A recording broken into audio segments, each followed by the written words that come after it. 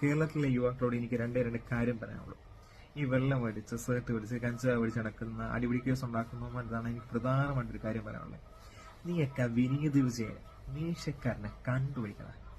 വെള്ളം വടിയില്ല, സേർട്ട് വടിയില്ല, മറ്റ് ദുശീലങ്ങളില്ല, അടിപിടിയില്ല, ഒരു കേസ് പോലും ഇല്ലാത്ത സൽസ്വഭാവിയായ നല്ലൊരു കേരളീയനായ ചെറുപ്പക്കാരന് ഈ നമ്മളെ കേരളത്തിൽ മഷിയിട്ടുമ്പോ നോക്കിയേ കിട്ടത്തില്ല.